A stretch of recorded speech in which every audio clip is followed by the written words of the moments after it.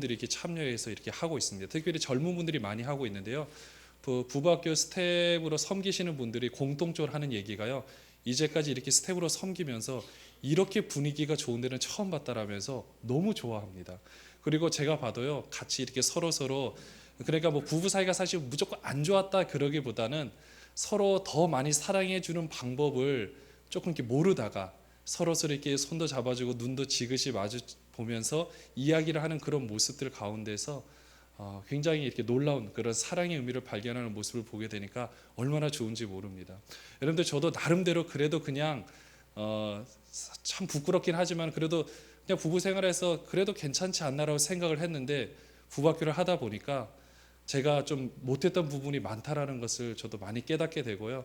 그래서 교회에서는 공식적으로 부부학교를 하다 보면요, 저녁 먹으러 갈 때도 손을 잡고 가야 됩니다. 그런데 제가 교회에서 제 아내하고 손을 잡고 하는 게 상상이 되십니까? 절대 있을 수가 없는 일이라고 생각을 했었는데 그 시간만큼만 토요일날 저녁 때 손을 잡고 한번 가보니까 참 감회가 새롭더라고요. 네. 이게 서로 손을 잡고 계속 마주치면서 눈을 마주 보는데 여러분들 지금 제 9년째 살고 있는데 어색할 때가 있습니다. 참 그게 여러분들도 한번 집에 가서 한번 해보시기 바랍니다. 네. 뭐 혹시 하여튼 그 자녀들이라도요 한번 눈을 마주치면서 그런 것 이렇게 서로 한번 쳐다보시면 여러분 감회가 새로울 겁니다. 태평양 연안에 천축잉어라는 바닥 고기가 있습니다. 암놈이 알을 낳으면 수놈이 그 알을 입에 담아 부화시킵니다. 입에 알을 담고 있는 동안 수컷은 아무것도 먹을 수가 없어서 점점 쇠약해지고 급기야 알들이 부화하는 시점에는 기력을 다 잃고 죽고 만다라고 합니다.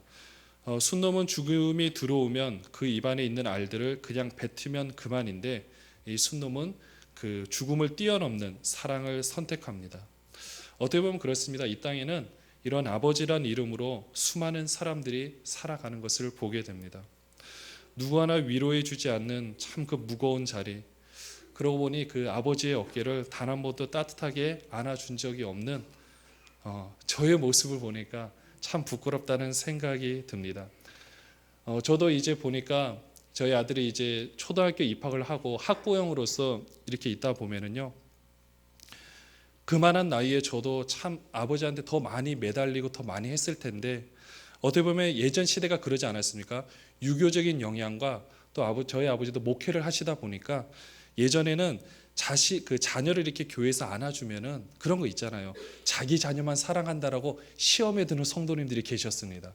아버지는 그 한 분 때문이라도 그렇게 하지 않으시려고 애써 아주 저희를 외면하시려고 노력을 많이 하셨는데 지금 생각해 보면은 참 아버지도 표현하고자 했는데 그 표현하는 방법을 몰랐던 그런 아버지의 모습이 지금 가끔 생각날 때가 있습니다. 그러다 보니까 저도 나름 아닌 상처 아닌 상처가 많이 있었던 것 같아요, 진짜. 그래서 그런 모습 때문에 지금 저희 아들이 저한테 매달려 있는 이 모습들을 바라보면 분명히 저도 동일하게 똑같은 핏줄이었다면 저도 어렸을 때 분명히 매달렸을 텐데 아버지가 어떻게 반응했을까? 가끔 이런 생각이 들곤 합니다. 그러다 보니까요, 지금은 사실 이제 제가 키도 더 큽니다. 저희 아버지의 키도 더 크고 힘은 아직 아버지가 더 세긴 하겠지만 힘도 이제 더 많이 있고 그런 아버지의 모습을 보면 이 가슴이 뭉클할 때가 있어요. 마음 같아서는요, 가서 아버지 너무 감사합니다, 사랑합니다, 안아주려고 딱 하는데 이게 참 어색하더라고요. 여러분들은 어떠십니까? 잘 이렇게 물론 연세가 있어서 돌아가신 분도 계시겠지만 정말 내 주위에 이렇게 사랑하는 가족, 그런 가족에게 내가 정말 있는 모습 그대로 나의 마음을 표현해 줄 수 있는 시점이 얼마나 되는지 우리 한번 생각해 봐야 할 것입니다. 오늘 저는 이 말씀, 출애굽기에 나타난 이 말씀을 바라보면서 그런 아버지의 마음이 어떠했는지, 하나님께서 어떻게 반응을 보이고 또한 모세가 어떻게 반응을 보였는지를 살펴보면서 그 아버지의 마음이 무엇인지를 같이 한번 살펴보고자 합니다. 오늘 말씀에 등장하는 시내산, 여러분들 시내산은 이제 저희 성지 순례 코스 중에 하나로 등장하는 굉장히 유명한 산이기도 합니다. 물론 요즘에는 여행 제한 구역으로 설정이 되어 있어서 조금 이렇게 여행할 때 좀 이제는 그 코스를 좀 이렇게 제외시킨다는 이야기를 제가 들은 적이 있는데요. 이 시내산에 등정을 할 때는 다른 코스와는 달리 해가 뜨면은 돌로 이루어진 산이다 보니까 굉장히 뜨겁습니다. 그래서 시내산에 갈 때는 새벽 2시에 일단 호텔에서 깨웁니다. 새벽 2시에 갔다 오신 분 아시겠지만 2시에 깨워가지고요 막 준비를 시켜서 3시 좀 넘으면 등정을 시작합니다. 물론 이때는요 대부분 낙타를 타고 출발을 합니다. 여러분들 저도 낙타를 타고 올라갔는데 분명히 저와 함께한 모든 일행들이 저보다 다 먼저 출발한 게 아니라 제가 먼저 출발했는데 결국은 제가 제일 늦게 도착을 했습니다. 왜 그럴까요? 낙타가 상당히 힘이 들었거든요. 저의 무게를 견디느라 가다가 이게 포기를 자꾸 하려고 하더라고요. 어쨌든 저희는 이렇게 낙타를 타고 올라갔지만 여러분들 이 시대에서는 모세가 특별한 준비를 하지 않고 그냥 있는 모습 그대로 올라갔습니다. 왜냐하면 모세가 그곳에서 그렇게 오래 있을 줄은 아마 모세도 몰랐을 겁니다.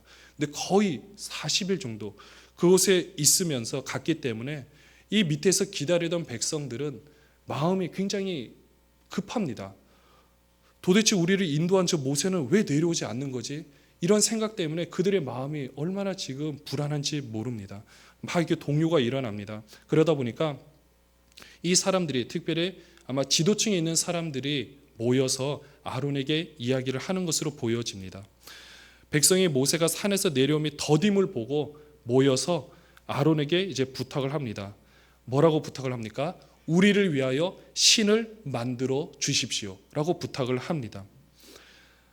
여러분들 여기서 어떤 신을 만들어 달라고 했을까요? 우리가 그냥 딱 보면 우상 그냥 이런 개념이니까 하나님 외에 다른 신 우리가 이렇게 쉽게 생각을 할 수가 있습니다. 물론 맞는 말인데요. 그 뒷면에 나타나는 모든 구절들을 하나씩 이렇게 살펴보니까 그것과는 조금 다른 것을 보게 됩니다. 사실 백성들은 그 가운데 정말 계속해서 인내하지 못했기 때문에 아론에게 계속 요구를 했고 그래서 아론이 어떻게 이야기를 하냐면요. 너희들이 갖고 있는 특별히 뭐라고 했냐면요. 너희들의 아내와 자녀들이 가지고 있는 귀걸이나 이 모든 것을 가지고 오라라고 이야기를 합니다. 여러분들 아마 아론이 나름대로 좀 생각을 한 것 같습니다. 이게 쉬운 요구는 아니거든요. 왜냐하면 가지고 있는 것 중에서도 특별히 여러분들 남자들이 모여 있는데 여러분들 여자분들이 좋아하는 것 중에 하나가 뭡니까? 그래도 폐물에서도 귀걸이나 목걸이 굉장히 좋아합니다. 남자가 어떤 뜻이 있다라 그래가지고 그거 달라 그러면은 주기가 조금 망설여질 수가 있습니다. 아론도 아마 그것을 생각했는지도 모르겠는데요. 그런데 오늘 말씀을 보니까 그냥 백성들이 한마음 한뜻으로 그냥 가지고 옵니다. 다 가지고 와서 아론이 그것을 이제 좀 녹여가지고 어떤 형상을 만든 다음에 조각칼로 새겨가지고 무엇의 형상을 만듭니까? 송아지의 형상을 만들게 됩니다. 여기서 이제 많은 학자들이 제가 주석이나 여러 가지 이제 그걸 좀 쭉 살펴보니까 이 송아지의 형상이 무엇일까에 대해서 많은 학자들이 이야기를 하더라고요. 뭐 애굽에서 섬겼던 아피스의 그런 신을 섬긴 것이 아니냐, 뭐 여러 가지 이야기들이 나오는데요. 저도 예전에 이것을 가지고 이렇게 고민을 하다가 한번 고고학적으로 접근을 했던 적이 있었는데요. 이 고고학적으로 그쪽 지역에서 발견되는 그 소의 그런 모습들이 있는데 그런 소의 모습과 동일시되는 게 바로 바알신이라는 것을 알게 되었습니다. 원래 바알신이라는 그 모습이요, 원래 이렇게 그 신화에도 보면 나타나지만 원래 바알이라는 그 존재가 엘이라는 최고의 신의 아들이라고 합니다. 근데 그것 존재에서 이제 뭐 다른 어떤 여행을 가기 위해서 어떻게 되냐? 소를 타고 가는 그런 바알신의 모습으로 자신의 그 동생들을 다 죽이고 이렇게 새로운 이렇게 신으로 등극하게 되는 이런 신화가 있는데요. 그 모습처럼 그래서 바알이 항상 어디를 이렇게 이동하거나 할 때 무엇을 타고 다니냐면 소를 타고 있는 모습으로 대부분 바알신이 이렇게 그 형상이 그러니까 우상의 그런 모습으로 출토가 됐을 때는요 95% 정도가 소를 타고 가는 바알신의 모습으로 나타난다고 합니다.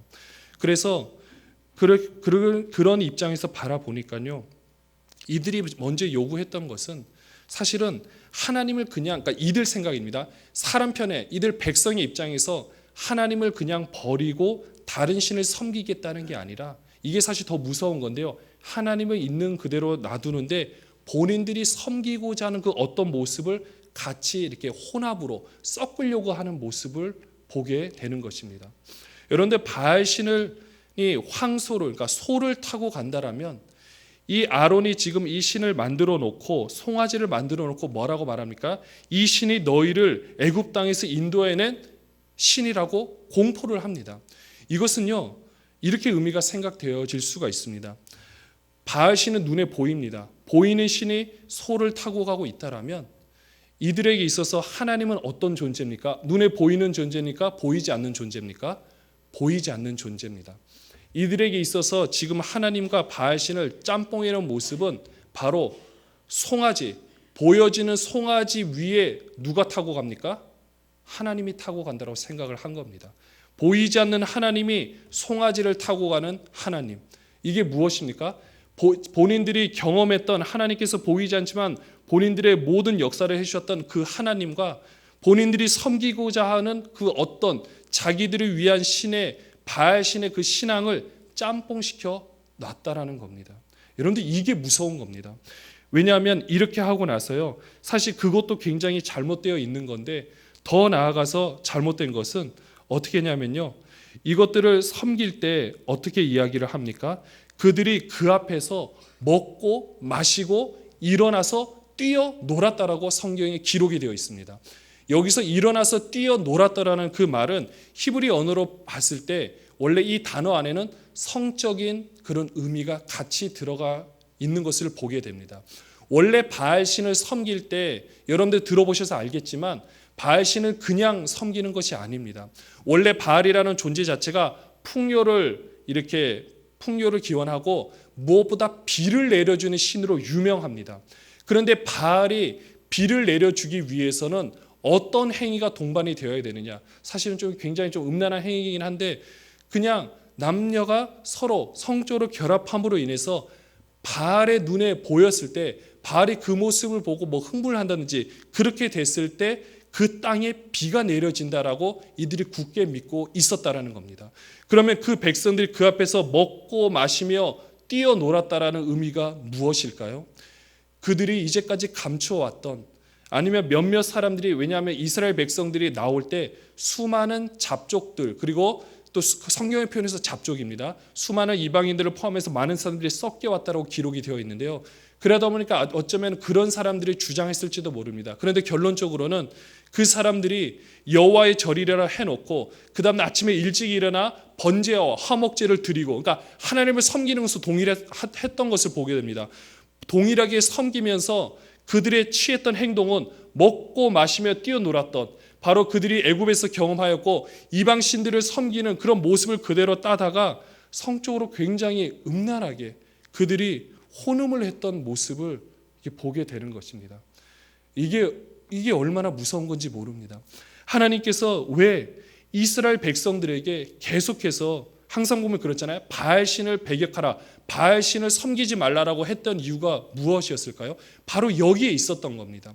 우리 하나님께서 이 땅에 이 세상 만물을 창조하실 때 사실 가장 우리가 생명을 낳게 되는 가장 기본적이면서 가장 중요한 것이 원래 성입니다. 또한 그것으로 말미암아 부부가 이루어지게 되어 있고요, 부부가 성으로 묶여지게 되고 사랑하는 자녀들이 그것으로 말미암아 태어나게 되고 아름다운 가정을 이루어가기 위해서 하나님이 이 좋은 것을 만들어 주셨던 겁니다. 하지만 범위 안에 있어야 되는 것이 이건데요, 그래서 사단이 이 하나님께서 만들어 놓으신 가장 그 좋은 그것을 어떻게 합니까?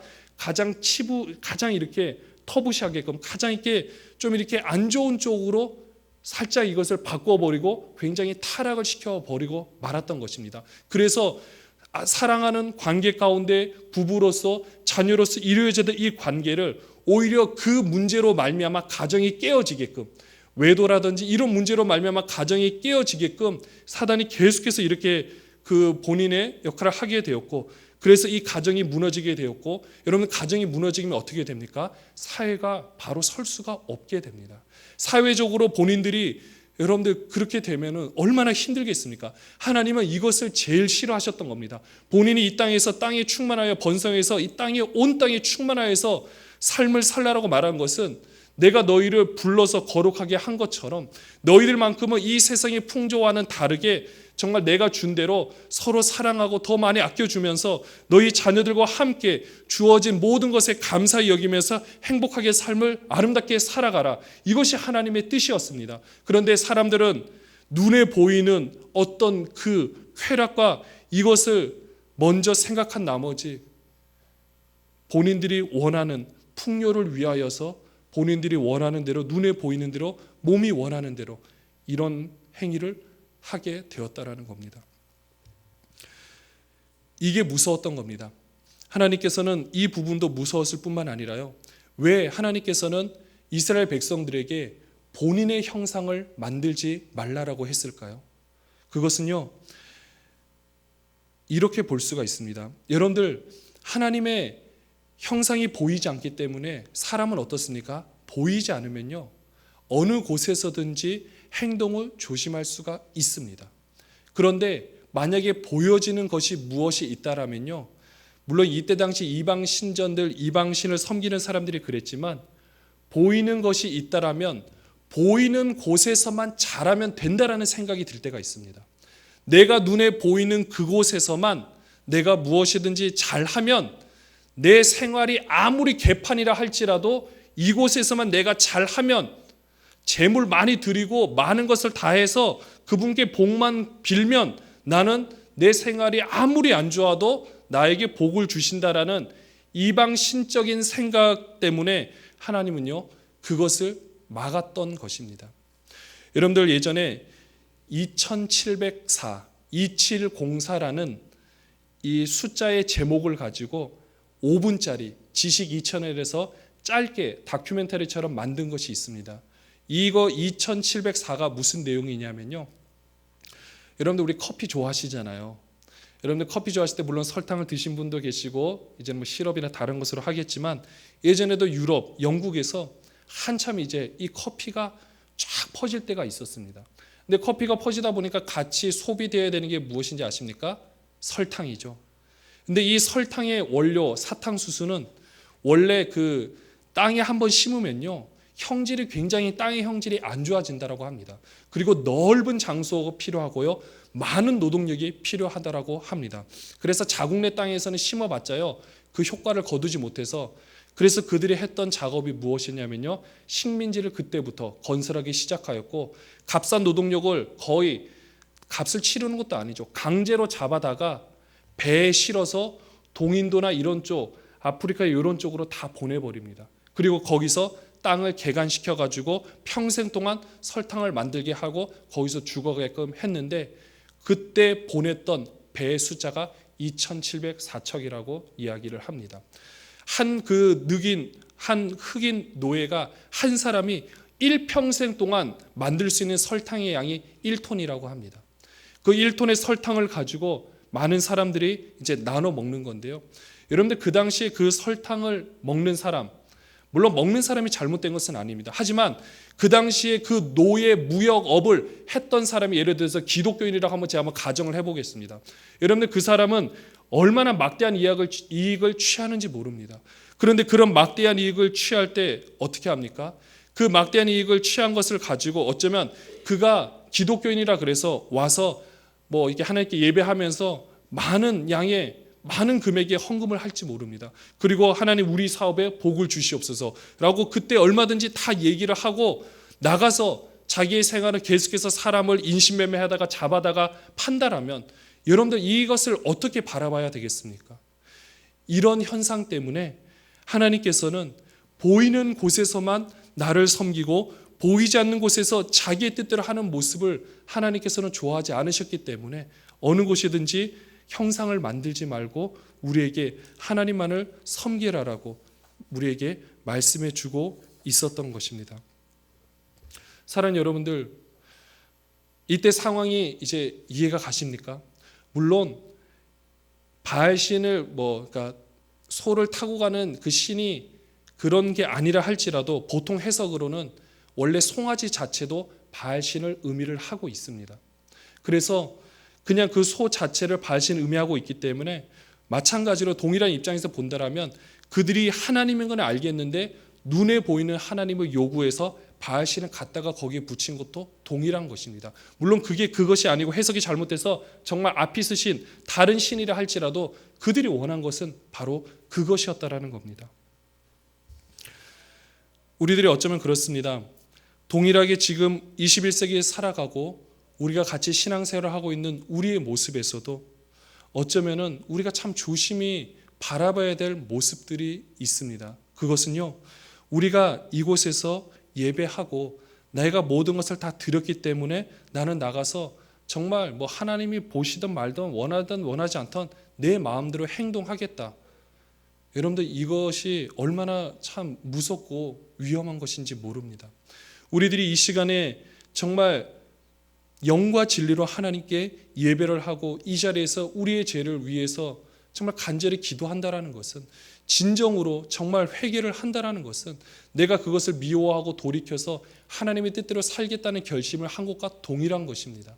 우리가 말로만 회개한다고 끝나는 것이 아니라 그 회개라는 의미 속에는, 우리 지난번에도 우리 목사님께서 같이 배우고 아시겠지만, 그 죄를 미워하고 돌이켜서 방향을 바꾸고 그것을 떠나서 하나님께서 원하시는 방향으로 걸어가는 모든 것들이 합쳐져야만 생명에 이르는 회개, 진정 회개라고 우리가 할 수가 있는 것입니다.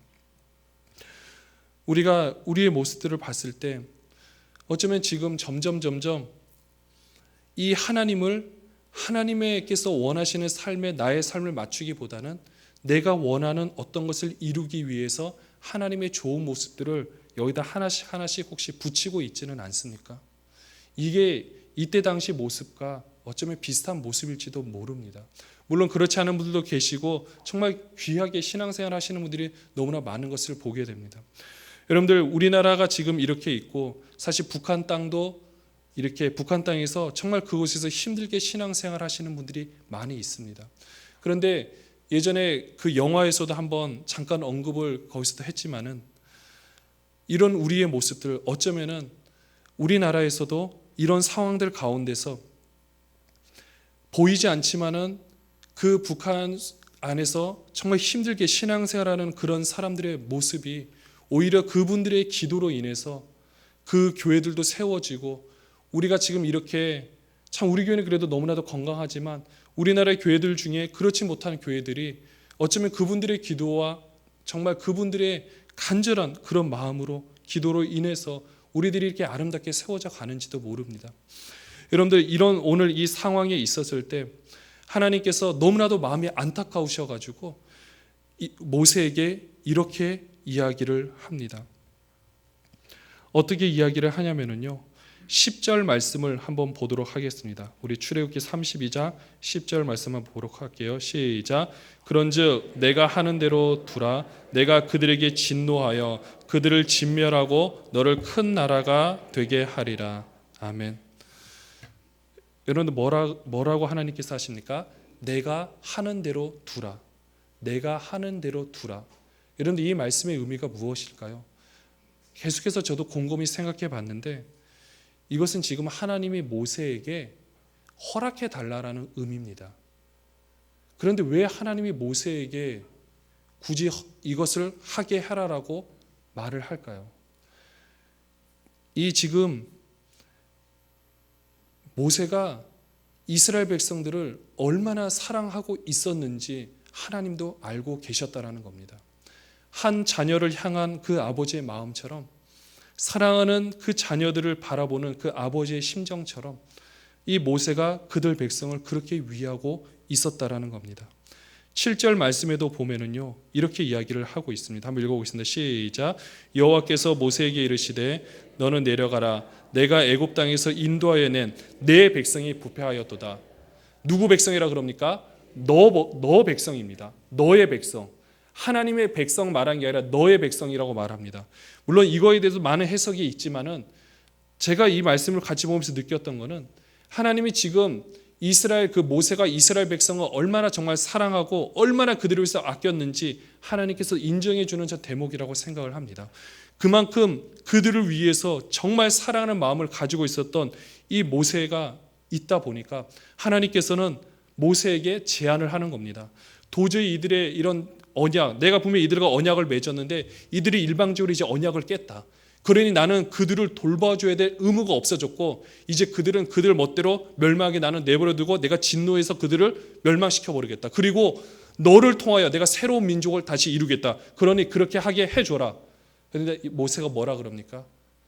절대 안 됩니다. 절대 안 된다라고 말하면서 계속해서 모세가 하나님께 기도를 하고 있습니다. 여러분들 원래 하나님께서 항상 이렇게 하나님의 뜻을 펼치실 때 항상 보면 먼저 보여주셨던 것을 이렇게 알고 있습니다. 창세기 18장 17절에서 18절에 보면은요 이런 구절이 나타나고 있습니다. 하나님께서 그 아브라함에게 말씀하시는 건데요. 화면에 나타나는 거 읽어볼게요. 시작. 여호와께서 이르시되 내가 하려는 것을 아브라함에게 숨기겠느냐.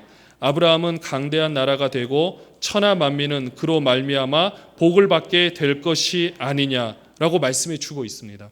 내가 하려는 것을 아브라함에게 숨기겠느냐? 숨기지 않고 얘기해 주겠다라고 이야기를 하니까요.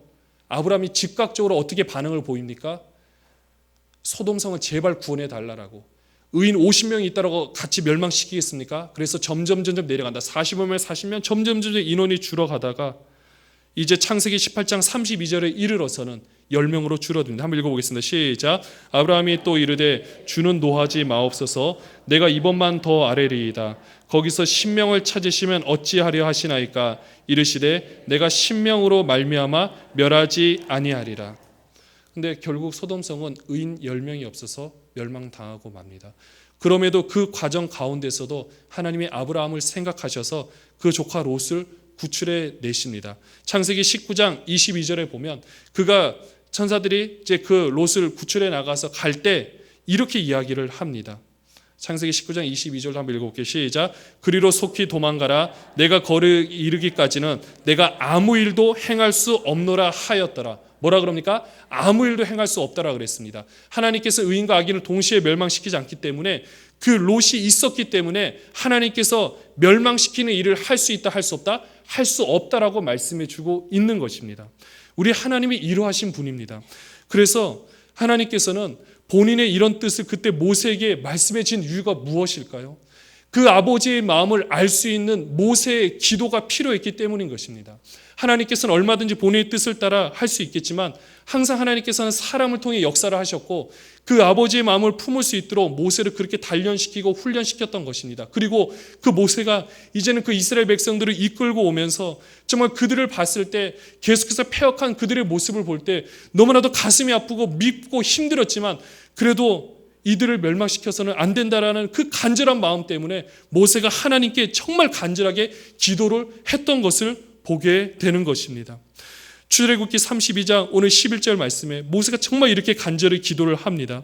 모세가 그의 하나님 여호와께 구하여 이르되 여호와여 어찌하여 그 큰 권능과 강한 손으로 애굽 땅에서 인도하여 내신 주의 백성에게 진노하시나이까. 여기서 뭐라고 말합니까? 누구의 백성이라고 이야기를 합니까? 하나님의 백성이라고 이야기를 합니다. 하나님께서는 모세에게 너의 백성이라고 이야기를 했고 네가 정말 애틋하게 모든 것을 하는 것이라고 했지만 모세는 잘 알고 있었던 거죠. 누가 인도하여 내셨습니까? 하나님께서 인도하여 내셨다라는 겁니다. 그래서 하나님의 백성이라고 이야기를 하고 있고요. 바로 뒤에 출애굽기 32장 12절에 있어서는 뒤에 보면은 주의 백성에게 이 화를 내리지 마옵소서라고 간절하게 기도를 하고 있습니다. 그리고 여러분들 이 모든 기도를 다 하고 나서 이 모든 작업을 마친 후에 모세가 정말 다시 한번 하나님께 엎드려서 뭐라고 기도를 합니까? 하나님 이들의 죄를 용서하여 주시옵소서. 만일 그렇지 아니하신다라면 저를 생명책에서 저의 이름을 지워버려 주시옵소서. 이렇게 기도를 합니다. 하나님께서는 그래서 이 기도를 하기 전에 이 말씀에서 이렇게 기도를 할 때 하나님께서는 그 뜻을 돌이켰다라고 성경 말씀 분명히 기록이 되어 있습니다. 여러분들 우리에게 주어진 각 사람의 마음이 물론 다 다릅니다. 우리가 신앙생활을 하면서 가장 성장했다라고 말할 수 있는 것이 무엇일까요? 우리 삶에서 기적적인 일이 많이 나타나는 사람이 신앙이 좋은 사람이라고 할 수 있겠습니까?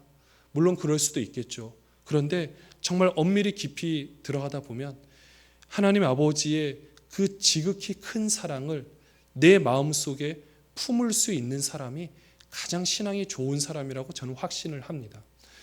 그 진짜 하나님께서 그 한 사람 한 사람 너무 사랑하시는데 그들 마음 봤을 때 너무 하나님 뜻대로 순종하지 않는 모습을 보니까 하나님께서 그들을 위해서 기도할 수 있는 그들의 모습, 이 모습을 하나님은 찾고 계신다라는 겁니다. 예수님 통해서도 신약 시대에 이렇게 말씀하신 적이 있었는데요. 열매를 맺지 않는 나무를 보고 이제 도끼를 찍으려고 하니까 한 사람이 나타나서 제발 한 번만 기회를 더 주십시오 라고 하는 기도의 장면이 나타납니다. 여러분들, 우리가 이 시대를 지금 살아가고 있고 참 너무나도 예전보다는 참 어쨌든 물질적인 풍요를 누릴 수 있는 시대인 건 확실합니다. 그리고 동일하게 우리가 이젠 더 많은 사람들과 참 좋은 관계를 맺고 있는 우리들의 모습인 것도 분명할 것입니다. 지금 그러면 우리에게 정말 하나님께서 간절히 원하시는 모습이 무엇일까요? 이런 아버지의 마음을 품기를 하나님은 원하시고 계십니다. 이 마음을 우리가 다 물론 품는 대로 해서 품어지는 것은 아닌 것 같고요. 하나님께서 보이지 않지만 여러분들의 환경과 모든 것을 통하여서 또 여러분들이 훈련받는 상황들, 하나님의 말씀과 교제하는 목장의 식구들과 나눔의 모든 과정들을 통하여 하나님은 하나님이 아시는 방법으로 분명히 만들어가고 계십니다. 우리가 그 상황에 순종하며 나갈 때 하나님께서는 우리들의 모든 것을 통틀어서 이런 놀라운 그 아버지의 마음을 우리에게 부어주시고 함께해 주시기를 원하시고 있습니다. 사랑하는 여러분들이 영적인 지경이 더 넓혀지기를 바라십니까? 여러분들이 정말 더 신앙이 더 성장 성숙해서 하나님의 놀라운 일들을 감당하고 싶으십니까? 먼저 아버지의 마음을 품으시길 바랍니다. 여러분들 주위에 있는 영혼들, 그들이 하나님께서 우리가 어떻게 한다고 했을 때 정말 여러분들이 딱 그 자리에 무릎을 꿇고 하나님 제발 저에게 다시 한번 기회를 주신다라면 네 주위에 있는 사람들을 품고 내가 정말 열심히 기도하겠습니다. 제가 게을렀습니다. 제가 못했습니다. 주님 저를 벌하여 주시옵소서. 이렇게 기도할 수 있는 우리들이 되어야 할 것입니다. 우리가 이제 어느 때가 됐을 때 정말 이 세상이 멸망으로 치닫고 있다라고 모든 사람들이 이야기를 합니다. 그래서 우리도 마라나타 주 예수여 어서 오시옵소서, 우리도 이렇게 지금 준비하며 나가고 있습니다. 그런데 여러분들 그때가 된다라면 우리 주위에 있는 사람들 이제 그 마지막 기회도 없어진다는 사실 여러분들 기억하십니까? 그 사람들이 있는 마지막 기회가 지금 우리와 함께하고 있는 여러분들의 이웃이 지금이 마지막 기회일지도 모릅니다. 내일 주님께서 오신다라면 일주일 뒤 아니 언제 오실지 모르겠지만 그 주님께서 오신다라는 것은 이 세상의 종말인 거고 이 세상의 모든 것이 끝이 납니다. 우리는 물론 천국 갈 수 있겠고 우리는 모든 것이 예비되어 있다 할지라도 여러분들을 주위에 아직도 모르는 사람들이 있다라면 여러분들 그 영혼 누가 책임질 것입니까? 여러분들 이래서 우리가 이 아버지의 마음을 품는 것이 무엇보다 소중한 것입니다. 우리가 새벽마다 나오고 우리들의 자녀를 위해서, 우리들의 미래를 위해서, 우리들의 사업을 위해서, 우리들의 직장을 위해서, 우리 자녀들의 결혼 문제를 위해서 기도하는 것 너무나도 중요합니다.